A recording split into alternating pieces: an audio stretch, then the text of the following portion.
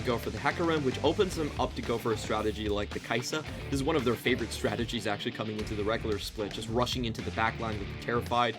While JD Gaming once again go for the Thresh, I would be very surprised if they don't pick the Lilia up at some point. I feel like that has just been such a massive champion. This has been specifically the Kayn for Kanavi has been his answer to Hecarim, though. When you look at when he's played, that's not available. Just to quickly mention, that's not available. He's trolling you. We'll go for the Volibear. The Kayn has been an answer to Hecarim in Kanavi ties, but goes for the Volibear instead. It's just incredibly strong right now.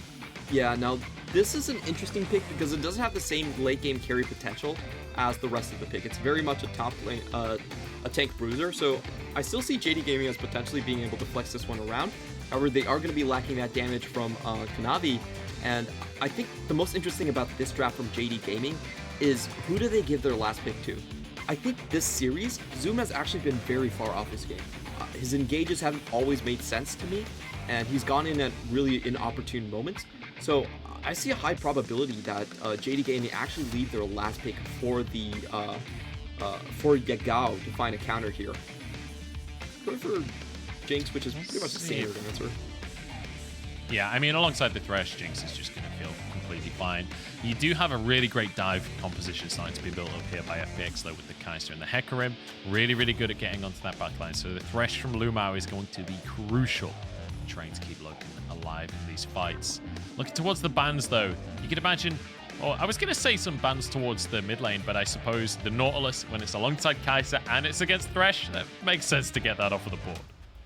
Yeah, there's a bit too many different picks that they could go for. Chris has also picked things like Leona and Alistar. I'm guessing that they're going to take away Leona. That has a bit more pick potential against their composition, but no, wow. Actually taking away the Orianna. This is an interesting trend because Doinb actually doesn't play that much Orianna.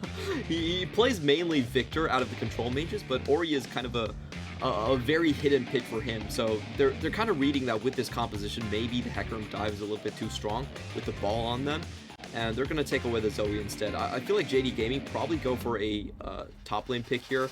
Their standard top lane blind pick for Zoom has been Gragas.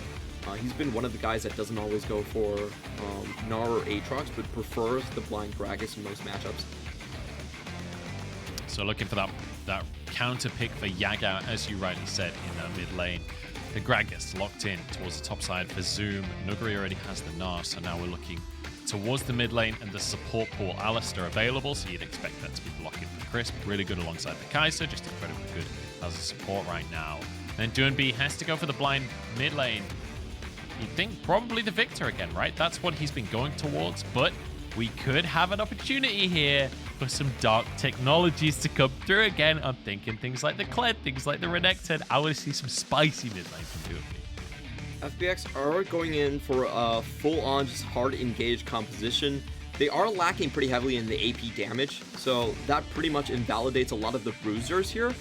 The only other AP bruiser he does play is Rumble, which I don't actually think fits this composition that well. So just because of the damage type, I think it's going to be hard for him to find something he wants to play. Instead, he's just going to go for Viktor, which is a very, very standard pick. In the meantime, Yagao comes in with the Sylas. This is one of his hidden technologies as well, and there's actually a fair amount of good abilities for him to steal on the other side. You can out-Gnar the Mega Gnar, you can take away the Onslaught of Shadows, and you also have the quickness to just fly into the enemy composition. So there's a lot of great ultimates for engage purposes here, and I feel like JD Gaming have actually drafted themselves a very nice sectioning off composition. You can pick off your targets with Sylas, and you can use explosive cast to just blow away the enemy team. Make sure you focus down one person, and then it's mop up time for Jinx. So another really strong comp from FPX. I have liked their game 3, game 4 drops so far. In the meantime, for FPX, this is a full-on catch composition. This is, you go in, you kill Jinx, or you don't come out. Yeah, this is all on the shoulders of Loken right here. And just remember, Mystic has finally finished quarantine. Mystic is available, and Loken's like, all right, time to carry, time to prove that I deserve my spot on this roster. And it's a composition drafted around him. So I'm excited to see Loken performing on this Jinx again. Loken's actually looked pretty good in this series as well. So I feel like that's a good way to go for JDG over on this red side. For FPX, though, again, Tian has to step up in the jungle, has to play that supportive role to try and set up Nuguri. But it definitely feels like they can't just go for the early top lane dives like they have been in the last couple of games. It's going to be very difficult against Zoom. And for Zoom's Gragas, he's actually played both the AP version and the pure tank version. We'll see which one it is. A lot of Everfrost Gragases have been coming out recently. So we'll see how he decides to go with that one. I do think Everfrost is actually quite decent here just because of the extra catch potential and the opportunity to get one pick early on. And take a look at the Beijing Stadium here.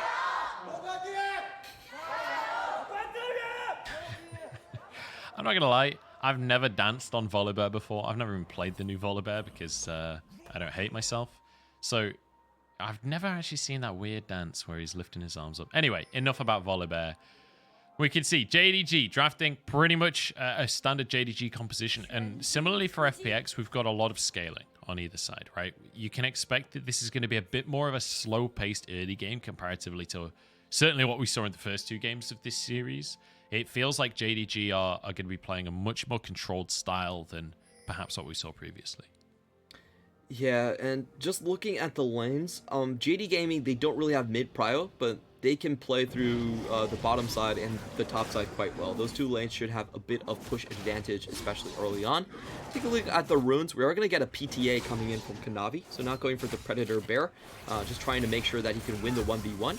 And this level 1 should be pretty much in favor of JD Gaming. They do outrange quite heavily. Yeah, and Jinx, it's surprisingly good at level 1, considering when you play Jinx, often it feels like you suck at level 1 because Pow Pow is really useless, but Fish Bones is real good. You have a lot of range, you have a lot of bonus damage on those autos as well, so it can be very, very good at that level 1 stage. Just bully out your opponents and get pushed in the lane. So often you'll get the level 2 power spike. And really important to mention, we always talk about the Thresh pick in terms of what he offers in the team fights, right? The Dark Passage is always what we talk about, but specifically Thresh Jinx is an insane 2v2 at that level 2 spike. The Flame Chompers that you flay them into that route and then you get the guaranteed death sentence is an insane CC chain. Every bottom lane will respect that against the level 2. And it really means that Rakan can't actually go in on you because Rakan is not actually unstoppable when he uses the Grand Entrance. So he has to pick his moments really well. He pretty much has to wait for the flay. If he goes in too early, he could run into that combo as you've mentioned. So I expect FPX's bot lane to suffer quite heavily in the early game. It's much more of a team fighting bottom lane than a laning 2v2. So that could be the potential axis that JD Gaming need to get their lane snowballing, as we already see Kanavi heading into this bot. Yeah, I was going to say, he's potentially looking towards that. Chris is going to be pulled back a little bit, just setting up for some more rockets from Loken as they crash this huge wave underneath the tower. Honestly, this could be an early play if Loken can play his cards right here. Kanavi goes up towards the Scuttle Crab with this infinite priority that the JDG bot lane have managed to get for themselves. Could move up towards the top side, but perhaps looking towards bottom lane instead. Not actually going to be channeling the recall, instead just waiting for an opportunity. This is a really nice play from Kanavi, just making sure that his bot lane isn't going to get targeted when they push down. And now LvMao does have the sweeper, so this should put FPX on high alert, but I want to look at their laning state. Okay, their minion waves at least are still pushing in, so this is actually pretty dangerous. LwX is almost around half HP. If the hook lands, it could just be a kill. Here we go. TP's being channeled from both sides, and JDG immediately back up, but Kanavi's ignited. Will he go down? The Dark Passage saves him with the Sky Splitter. Oh, that's his Sky Splitter. Yeah. I was thinking that was going to kill him. He's fine, ladies and gentlemen. I just will say the Thunder God knows his own children, so he will not smite them down. In the meantime, though, it was still a good play because it does force away the top lane coming in from Nuguri. That's going to be a teleport down for him.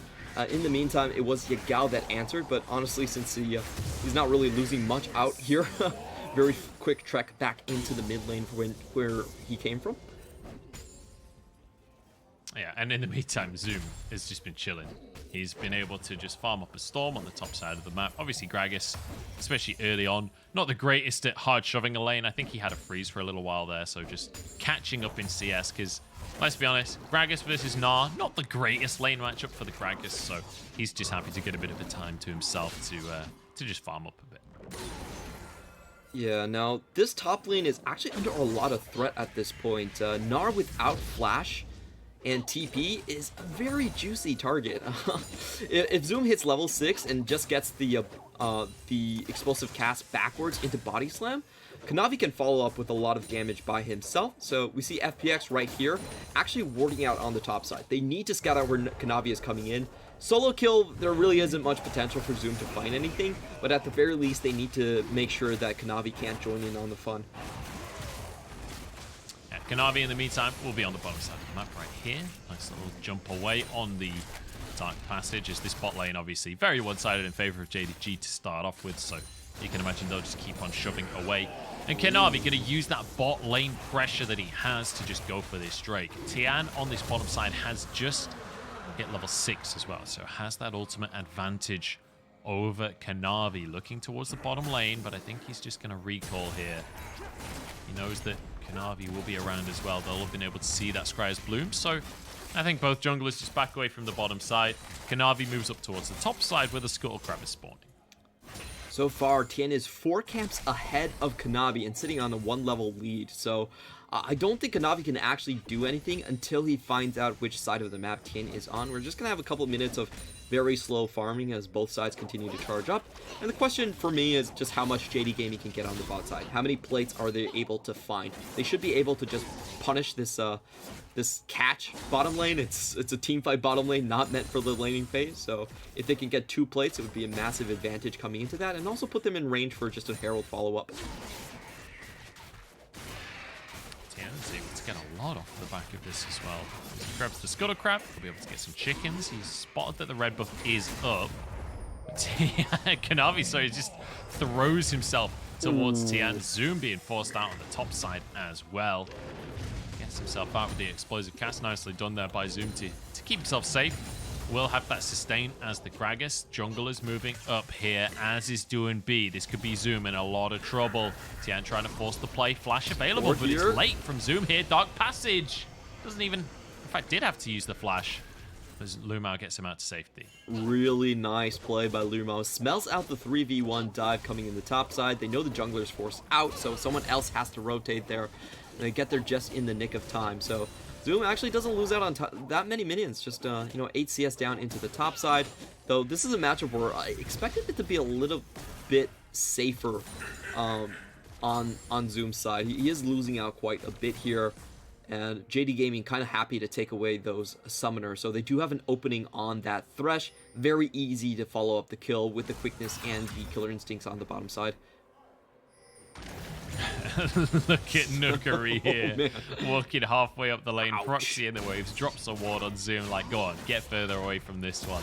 Tian gonna use that pressure, gonna use the massive amounts of priority that Nuguri has up in the top side to get himself a Herald. Wouldn't be too surprised to see that dropped on the top lane tower, but then again, maybe Nuguri can just deal with that by himself with how hard he's winning that lane. Looks like there will be 2 plates left still, so that looks like a pretty juicy Herald target to me, Clement. That's surprising how far this lane has gone. We have to remember that Nuguri actually was down a TP in this lane, but FPX able to claw himself back. They see... they actually don't see that. That's someone else's ward. Sorry. But we do have them right around the tower, and if he drops it, this is first tower down immediately. So JD Gaming are the ones that are forced to react here and try to match the tempo play. Yeah, JDG looking towards the bottom side of the map. LvMao's here, Kanavi as well. Ultimate is available. They can disable this turret. In they go, jumping onto the 2 of them. Crisp will be the first to fall. Lwx as well. He's moved away from the tower. Tries to jump back with Killer Instinct and does so nicely. Played there by the side of Lwx. Will survive. The Herald actually not going to be used, as Nuguri, again, can just continue to pressure by himself. But in the bottom side, JDG can answer. Jinx is real good at shredding these towers, as we said. Yeah, it looks like Nuguri is going to run out of the minion wave to actually take that one down, and JD Gaming end up with the extra 300 gold.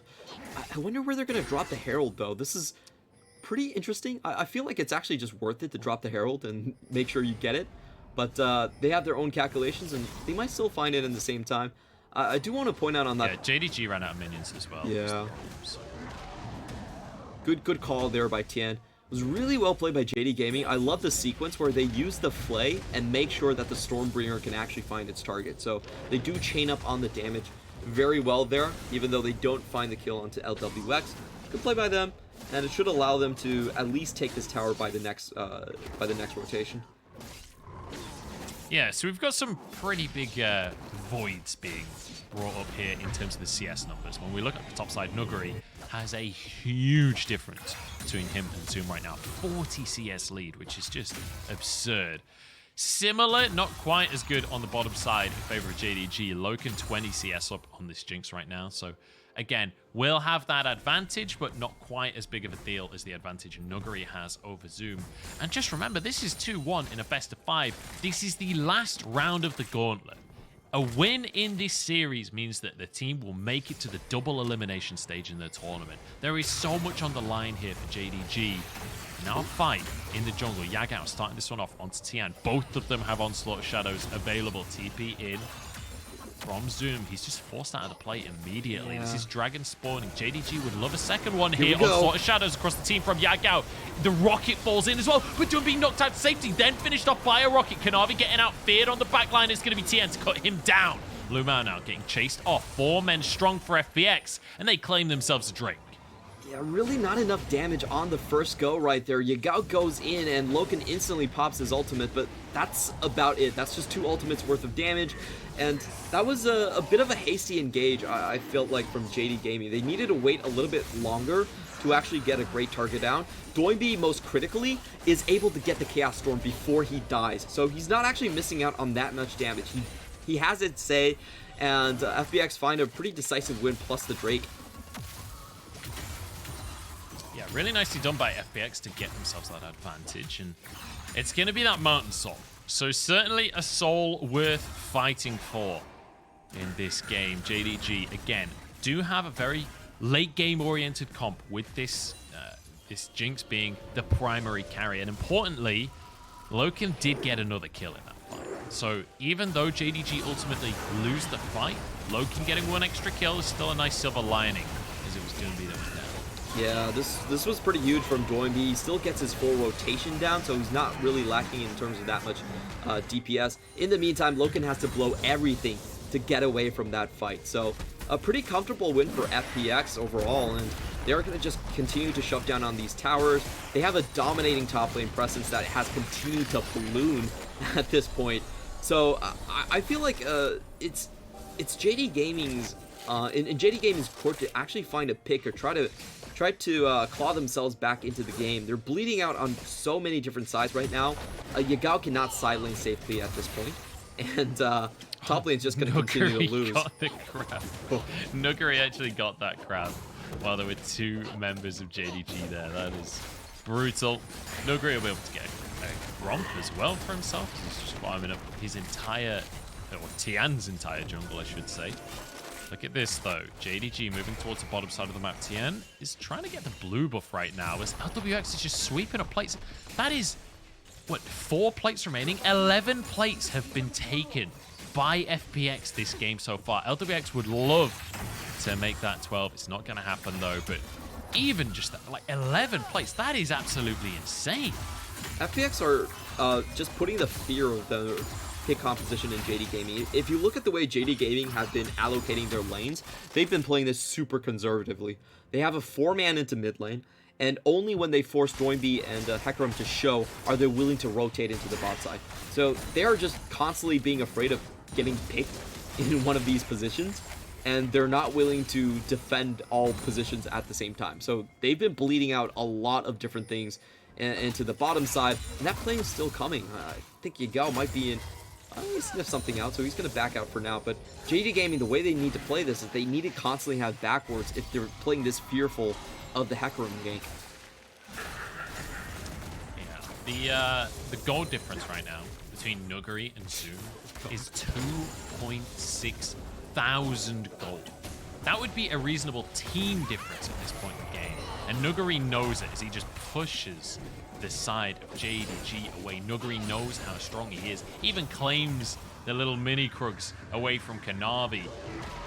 Almost 2,000 gold from turret plates taken by FPX this game. Yagao finally will get a tower for his team in this bottom side of the map. But in the meantime, it's going to be Tian grabbing himself the Rift Tower. So that will ultimately be traded. That's like FPX, even though in terms of kills, we're even right now. When you look at the gold, it's 2,000 in favor of FPX. And with how Nuguri played that last game, even in the loss, feels like an advantage. Here we go, 1v1. Yagao and Doinb both getting Chaos Storm. And we're both back away.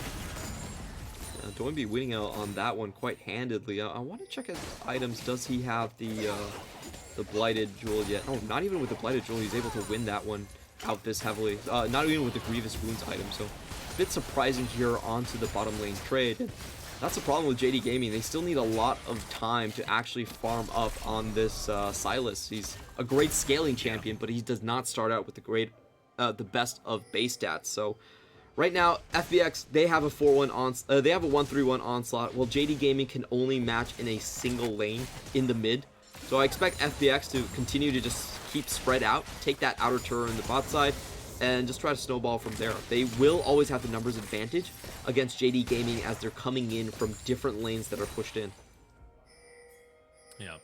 And it's not the first time this series I've said either that scaling advantage you're talking about is very much in the hands of Loken right now. 2 kills already. It was the same story last game where Loken really was one of the huge factors in the early stages of the game. Obviously, Kanavi really came into his own later on, but Loken had those early kills and it felt like he had to be one of the big driving forces in these fights. Good Herald here from FPX to grab themselves a new tower, and also priority to move towards the Drake. This would be 2 Drakes in a row here for FPX, and there's really no answer for JDG. Potentially looking towards the top side here. They could try and answer with perhaps a tier 1. It's a really awkward decision time for JD Gaming. They don't feel like they've scaled up enough to find the pick, but their lanes aren't strong enough either. So they can only play for scraps at this point and just go on the side that FPX isn't on. They'll probably trade this tower away happily, but I don't think FPX really minds at elongating the lanes at this point. They're just going to open up the map as much as possible. And this should start to be ripe for picks at this point. We've been waiting for this bot lane to pop off. For the second game in a row, Nuguri is just going to be like, oh, you want to trade tier 1s for tier 2s? Yeah, I'll take that trade any day of the week, as he just starts pushing away at the bottom side. You see the Chaos Storm used there. I believe that was Yagao's version of the Chaos Storm. Yep. He popped out the Uno reverse card and just uses it to clear the way. All right, so this should be where the action really starts to get going. I feel like JD Gaming are just going to be pushed back even further. We do have the AP jungle coming out, the AP Gragas coming out from Zoom. So he knows that the team at this point, lacking a bit of oomph, he's going to shield it up with the magic damage. And this is a pretty good disengage tool as well. If you have Onslaught of Shadows come in, you can wait for the Hecarim to land and then just blow the backline away. So make sure you can isolate that pony as he comes in and just focus him down. We'll see if they can find that focus on towards Tian here in these fights, because Tian has been an instrumental part of how FPX has been playing as of recently. Certainly in the RA series, he was one of the MVP performers. But here in this game, it's not really been the same story that we talked about where it comes to him impacting the lanes necessarily. It's been much more about playing the map. And when it gets to the later stages of the game, we talked about him and Nuguri partnering up and becoming those kind of dive buddies. With this Gnar and Hecarim, they very much can fulfill that role. Yeah, the backline is going to be very difficult to survive for Loken. The thing about Loken, in terms of his builds, though, is he is someone that will go for early GA. I think that's a huge boon to the team. He knows that if the enemy team is going to focus him down, he's going to skip the Infinity Edge. He can just wait until the later phases. So FPX, even if they get the first target, they might still need to snowball a little bit more.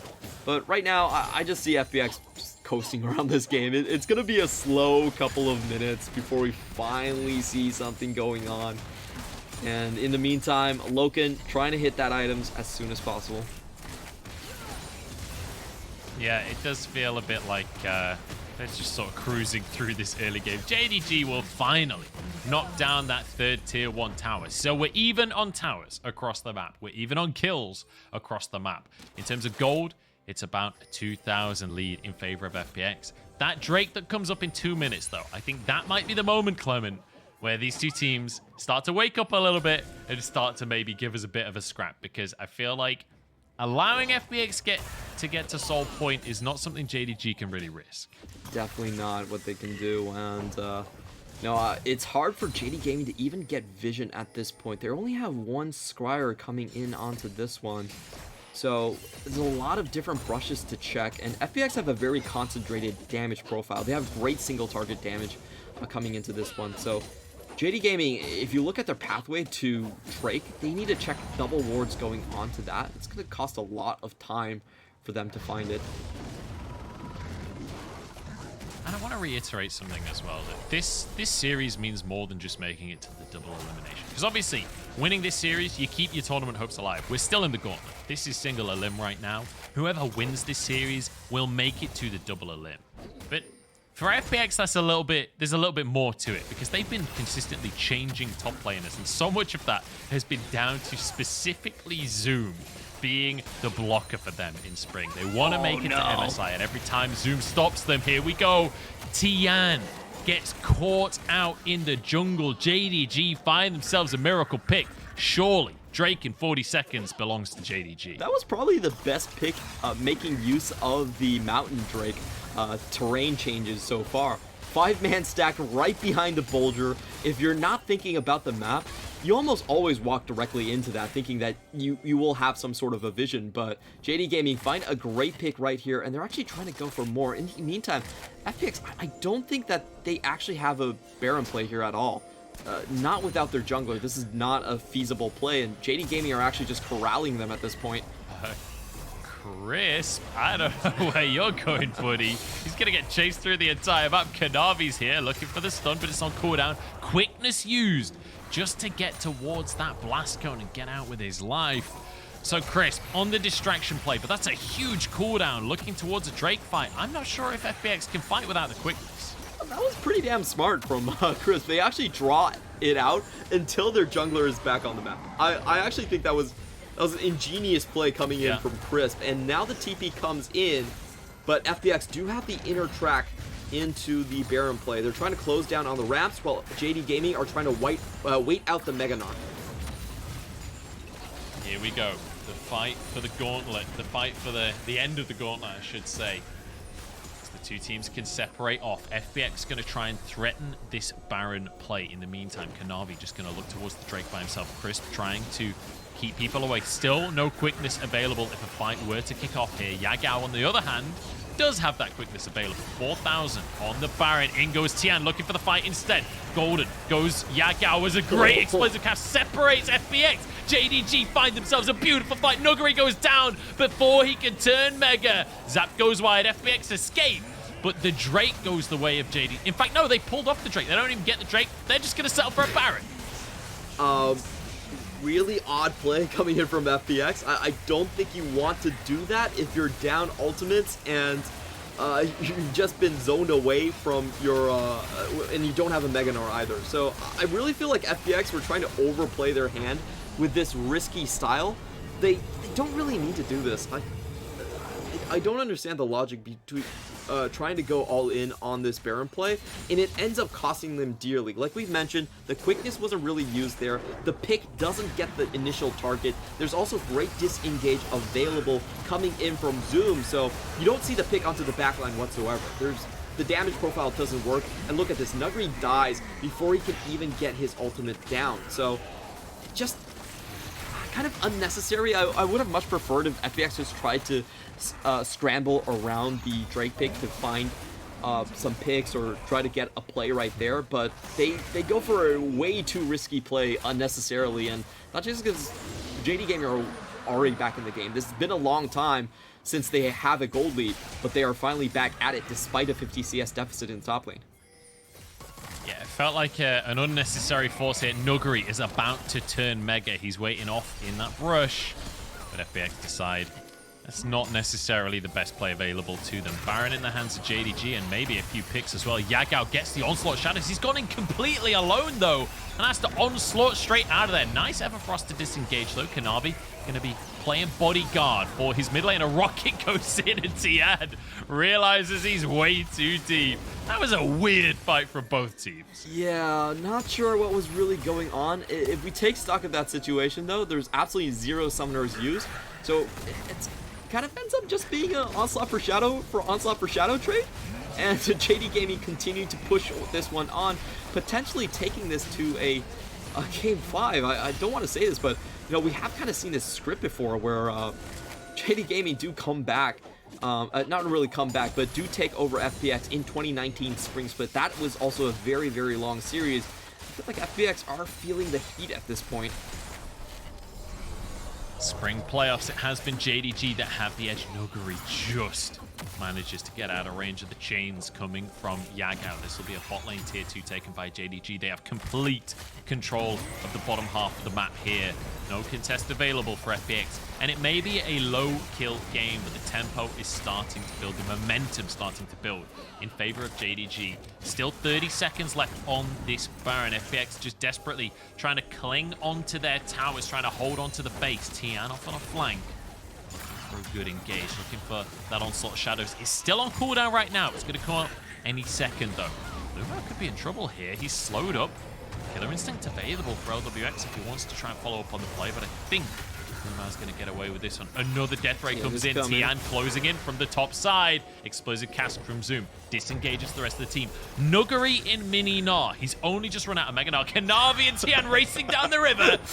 Rev your engines, ladies and gentlemen. It's going to be a bit of a race there, but looks like they get the tier 2 and JDG get out.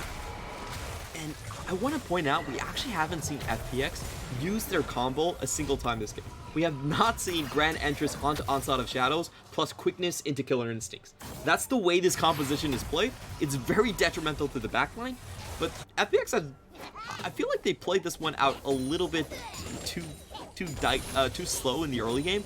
When they had that massive advantage on the Gnar, I would expect them to be able to command 2 people on Nuguri and then just go for a straight up engage in some of the other lanes. JD Gaming, props to them, they played super slow.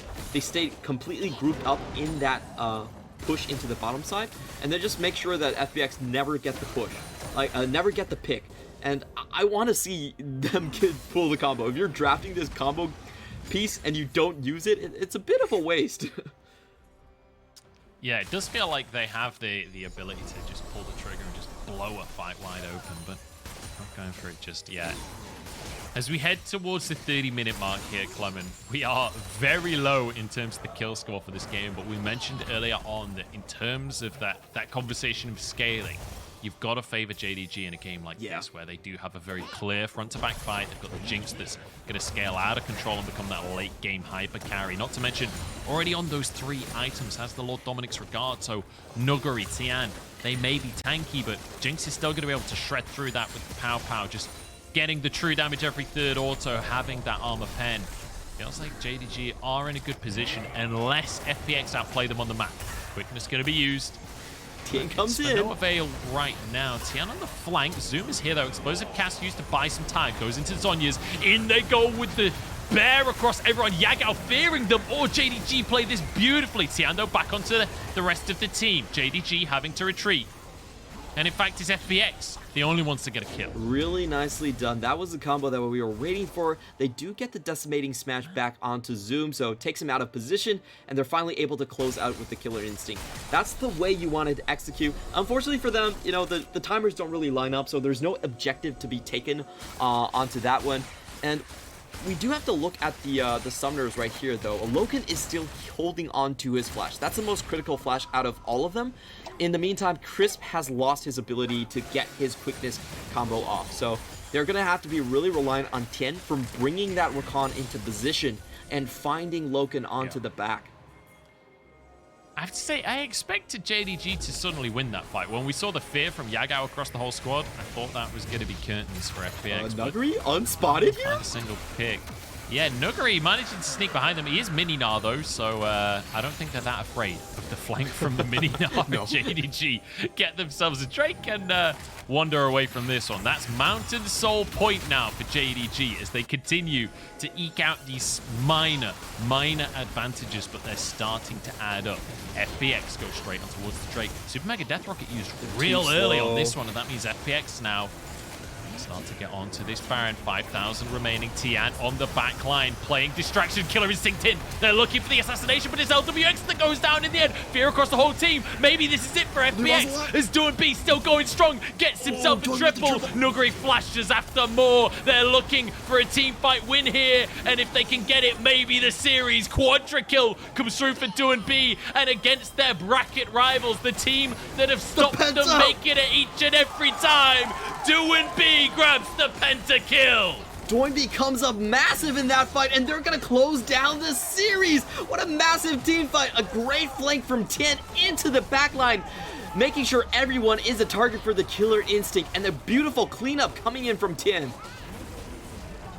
For the last two spring playoffs, JDG have blocked FPX. They've stopped them making it to MSI. This time around, FPX find the miracle team fight. They get themselves a mid in here, but despite the conversations of scaling, they keep themselves in the game. Yeah, Loken has to flash out really early on, but still gets hit up by the stun, meaning he's not available to deal damage, and everyone dogpiles on the Jinx, taking him out of the fight, and that's the damage gone for JD Gaming. A really nice combination, and I like the idea here. They actually hid Tian for a long time. You usually think that Tian's going to be the one charging in from the front, and because they're doing Baron, you assume that Tian's actually in the pit. But that was the mind game that FPX was playing. Tian was not in the pit whatsoever. He was actually inside JD Gaming's own jungle. I feel like we're seeing that time and time again. This game, Zoom forced over the wall. He's not that tank Gragas. He's AP Gragas, so very susceptible to being caught out in these fights. Baron started once more by FPX. Vision is there though for JDG. You have to keep your eyes on Loken. He's got the Infinity Edge now. This is a 4-item Jinx in a team fight. If FPX can shut Loken down, they can win the fight, but if not, he will take over. True, they don't really have much sustained damage outside of Loken, so once he goes down, they pretty much win the fight by default. Now Kanavi does have the flash and Stormbringer. Can he find it? Look at the quickness. Look at them, dude. This side is beautiful. Nuguri going back in though, but it's Crisp already down. Baron for a kill.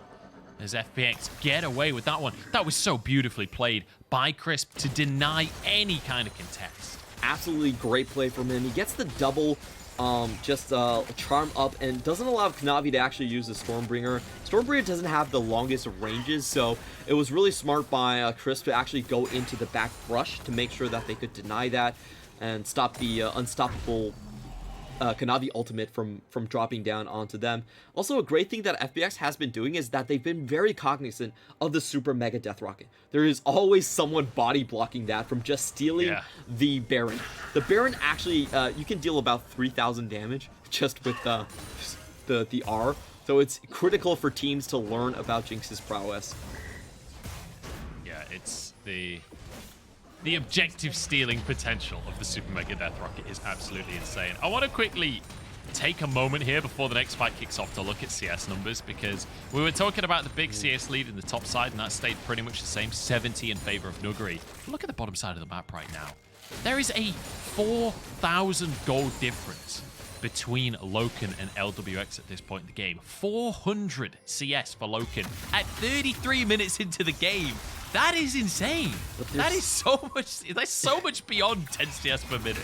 It is. JD Gaming putting everything in the Loken basket, but at this point he's still actually very far away from the GA. I'm pretty sure FPX is going to be able to get the second team fight coming into this one, and everyone has to keep their eyes onto Hecarim. Here he comes. Used there by Nuguri. Tian behind everyone. Fear across the whole team. Loken is going to go down. Doinb assassinates him, and FPX knocking on the door of the double elimination bracket. They've just got to finish the fight. LWX still going strong. LWX is down. Takes the tower shot though, and actually it's JDG flipping it on its head. Yagao steps up to carry, and JDG hold on. How did they beat that team fight? They took down Jinx in the first rotation. Tian went in and instantly Jinx was dead. Lwx was the last surviving member from FPX, and I thought that was going to be a clean win, but somehow Yagao in the front line just dealing so much damage. And also the AP damage from Zoom getting into the fray, able to pick off Doinb pretty soon after the fight. I want to rewatch that, but to me that almost doesn't make sense how JD Gamer were able to win this one. Watch Lwx lit towards the late stages of the fight. He takes so many tower shots. Yeah, I'm looking at Doinb. He stays alive for a very long time, but in he goes. Oh, he takes the full combo from Yagao before he can drop down and just dies instantly. That was a massive misplay coming in. And I think Lwx was stood next to him when that combo happens. So then Lwx suddenly is the target of the turret shots. They're already charged up from hitting other people. And then 2 shots is enough to finish Lwx with a little bit of damage coming from someone else as well. And we reset once more, Clement. I was on the cusp. I was ready to call this an FPX win. I was ready to watch them make it into the double elimination. But guess what?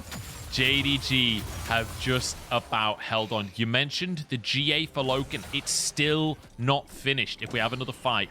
But you can see him recalling. This might be the moment where he can finally purchase that GA and keep himself safe in the fight. Does he get it? Oh, still doesn't have the GA. He got it. Oh, he got it. Sorry. Yeah, just the animation's a bit more subtle than it used to be. But it is there. Importantly, he will survive an initial burst. And also critically, he does have the double summoners back up again. So this is going to be much harder to pick Loken off. That was... I feel really bad about FPX's play in that team fight. After they picked up Jinx, at the very least, it should have been a double inhibitor play. But Doinb goes a little bit too far forward and gives that opening to Yagao. And they find the potential comeback win just off of that one. This is actually a very hard team fight for FPX to outright win. I don't think they're going to be able to take down Yagao at this point. He is so damn tanky. He's got the Zanya, so double Kingslayer, and he's also has like the fleet footwork and the potential to just one-shot Lwx. He doesn't have that GA. Tian going in once again. Here we go. Onslaught Shadows available. Oh, he's down. Loken already into GA. The rest of the squad is already on top of him. The GA does nothing, but he flashes over the wall. Loken's still alive for now. Flame Chompers to keep himself safe as Yagao moves over, but the health bars are so low for JDG. How can they possibly win this fight? He falls. Nuguri's in the middle of everything as Lwx firing away on the sidelines, and it looks like FPX have done it. JDG scattered to the winds as Lwx picks up 4. They can run it down mid, and I think FPX have it. FPX finally find it once again with Tian coming out of the flank. They don't get the dark passage onto Loken, and he instantly drops with Doinb following up onto them, and that's all she wrote. FPX finally finds sweet revenge against their tormentor for multiple years. No longer will FPX be blocked in the spring playoffs by JDG. They move forward to the double elimination bracket. They move forward to face off with RNG in the next round of playoffs. FPX take the series 3-1. And this is a reversal of everyone's expectations. Everyone I saw had JD Gaming going ahead. FPX, they had a pretty shaky bottom half of the split. They had Beitran on for most of the season until the very last match where they subbed in Tian, and that just wasn't enough to persuade us that FPX of 2019 were finally back. But this series, they showed up huge, they conquered their inner demons, and they make it past Zoom in spring. A phenomenal performance here today from FPX. What a way to level up coming into the series. When you compare the FPX we saw against RA just a couple of days ago versus what we got to see here today against JDG, it feels like they have evolved as a team. And when it comes to the draft, when it comes to how they were playing against JDG specifically, it felt like they had read the book of JDG beautifully and figured out exactly how to play around this team. Game 1, Game 2, FPX had the far superior draft. They understood how JD Gaming would come into the series, trying to rush them down, and they had area of denial. And I think in the later half of the series, the most important thing for me is Nuguri's dominance over Zoom. Zoom, as we have mentioned, was coming into the split with a 12-game win streak. He was statistically the best top laner by the second half of it, and Nuguri just smashed him down. It didn't even feel like JD Gaming had the confidence to let Zoom carry. They relied much more on Kanavi and never gave Zoom the counter pick. Yeah, it does feel like I'm not really sure what has happened behind the scenes. I'm not sure what's going on within JDG, but it did not feel like the team was ready for Zoom to be the big player. And it also didn't feel like Zoom was performing that exceptionally across the course of today. He did have some good moments. Obviously, the 2v1 at the tower on the Ornn, and like he had a few good ults and everything. But we're talking about Zoom. We're talking about a player that when he has a good series, he just comfortably 1v9s. So comparatively to the expectation, I think Zoom underperformed today, and it really showed in terms of that top lane matchup. Yeah, really muted day from Zoom, and also it's just always weird to see JD Gaming rely on Loken. That has never been their go-to strategy. Yeah. So we saw Loken at 400 CS, but at the end of it, it was really a really good job for Tian. If you looked at the map at the end game team fight there, JD Gaming actually did their due diligence. They had 4 different pink wards on each side of the mid lane, and somehow Tian still finds the perfect angle to just trot in to the mid lane and just gallop down Loken. So that was really weird to see, but honestly, I think this is the best example of how you play this Hecarim and Kaisa composition. This is not exactly as easy as people think it is to play. A lot of times what we've seen is Hecarim just goes in early and just kind of dies. But every time we've seen Tian do it, he's actually not with the rest of the team. That play on Baron was so intelligent. Everyone, when you look at that Baron play, you 100% just think that Tian definitely going to be in the pit, but he actually comes in on the back and gets the fear and the knockdown onto Loken.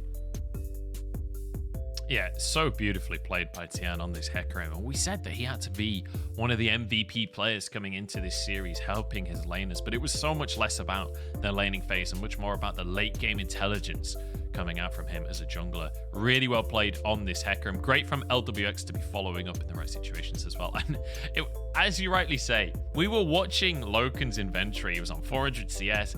As he finished that 6th item, the all-important GA, it was like, okay, now is his moment to shine. This is Loken's moment of glory. And then within 30 seconds of saying that and setting that expectation, Loken gets picked out and just gets one shot. It was that was a painful way for this series to end for JDG. It definitely was, and I think that's the issue with kind of JD Gaming going for this style. They don't actually try to protect Loken much in team fights. They're more about rushing in. And I was surprised to not see any sort of juggernaut come out for a Zoom. We called him the juggernaut in the pregame because he's been going for set, he's been going for Cho'Gath.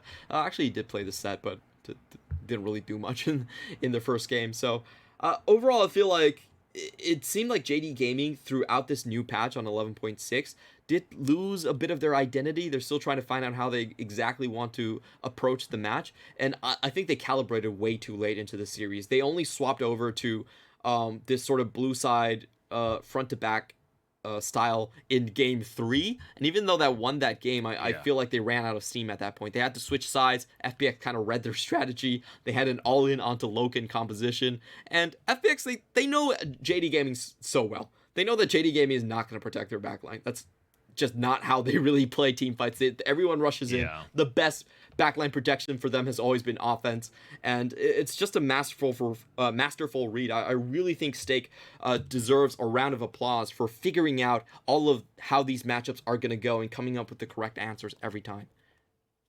Yeah, that classic football phrase of the best backline protection is a good offense.